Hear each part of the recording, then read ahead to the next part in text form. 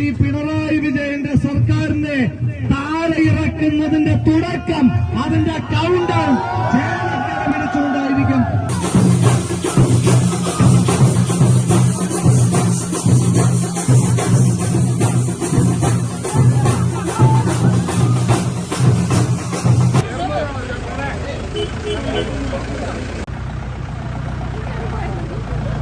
ഏറ്റവും പ്രിയപ്പെട്ട ചേലക്കരക്കാരെ, ഐക്യജനാധിപത്യ മുന്നണിയുടെ കരുത്തരായ പ്രവർത്തകരെ, ഒരു തർക്കവും വേണ്ട.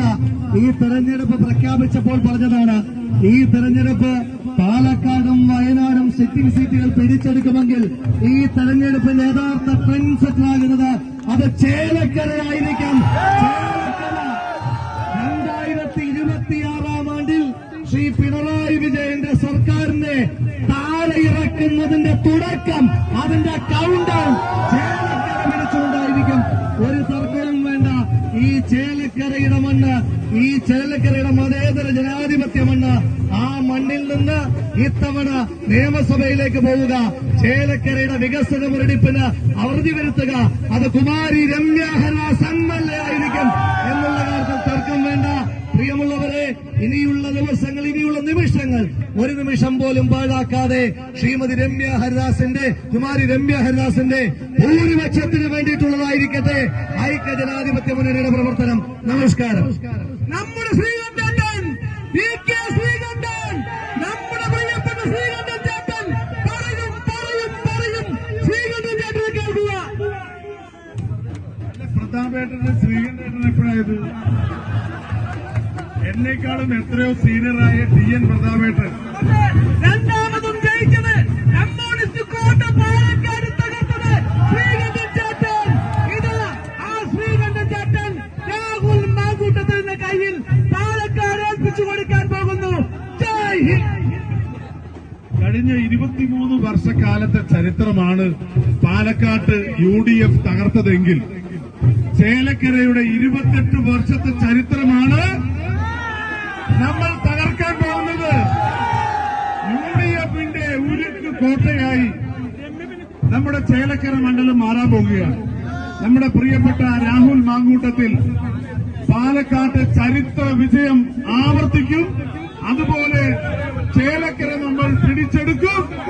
ഈ ജനങ്ങൾ പറയുന്നു, ഇടതുപക്ഷ നരാധന്മാരുടെ ഭരണം, പിണറായിയുടെ ഭരണം അന്ത്യം കുറിക്കാനായി ഏറ്റവും നല്ല സന്ദേശമായി ചേലക്കരയിലെ തെരഞ്ഞെടുപ്പ് മാറ്റണം.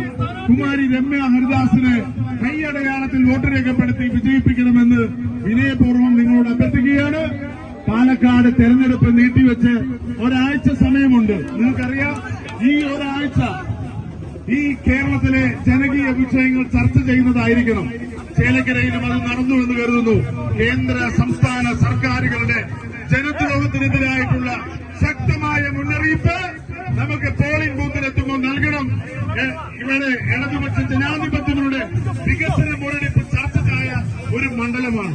കഴിഞ്ഞ 28 വർഷക്കാലമായി ഈ നാടിന്റെ ദുർഗതി മാറ്റാൻ നമ്മൾ ഒറ്റക്കെട്ടായി UDF സ്ഥാനാർത്ഥി രമ്യ ഹരിദാസിനെ വിജയിപ്പിക്കുക. എല്ലാവർക്കും അഭിനന്ദനങ്ങൾ, അഭിവാദ്യങ്ങൾ.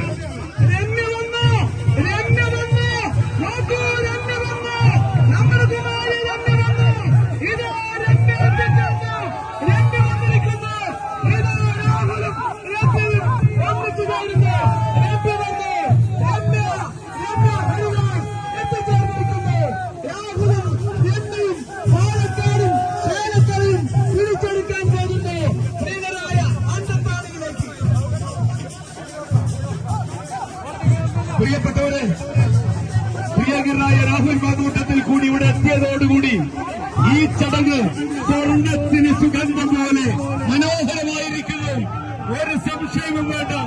പാലക്കാടും ചേലക്കരയുമൊക്കെ ഐക്യജനാധിപത്യ മുന്നണിയുടെ കൈപ്പിടിയിൽ ഒതുങ്ങുമെന്ന് കേരളം പ്രഖ്യാപിക്കുകയാണ്. ഇത് പ്രിയങ്കരിയായ സ്ഥാനാർത്ഥി രമ്യ ഹരിദാസിനോടൊപ്പം വാഹനത്തിൽ പ്രിയങ്കരനായ കൂടി എത്തിച്ചേർന്നിരിക്കുന്നു. ഇത് കേരളത്തിൽ ഇടതുപക്ഷ ജനാധിപത്യ മുന്നണിയുടെ മരണമണി മുഴങ്ങിയിരിക്കുന്നു. ഈ സർക്കാരിനെ താഴെയിറക്കേണ്ട സ്ഥാനാർത്ഥികൾ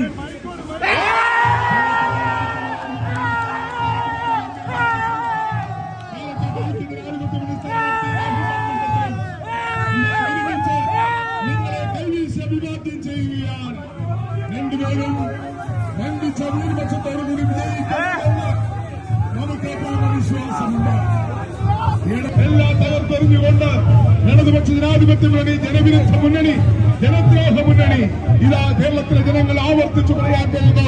2020 കേന്ദ്രത്തിലെ നരേന്ദ്രമോദി സർക്കാർ ഫാസിസ്റ്റ് ഭരണത്തിന് കേരളത്തിലെ ജനങ്ങൾ എക്കാലവും എതിരാണ്. വർഗീയ ഫാസിസ്റ്റ് ഭരണകൂടത്തിനെതിരാണ് എന്നൊക്കെ പ്രഖ്യാപിക്കാൻ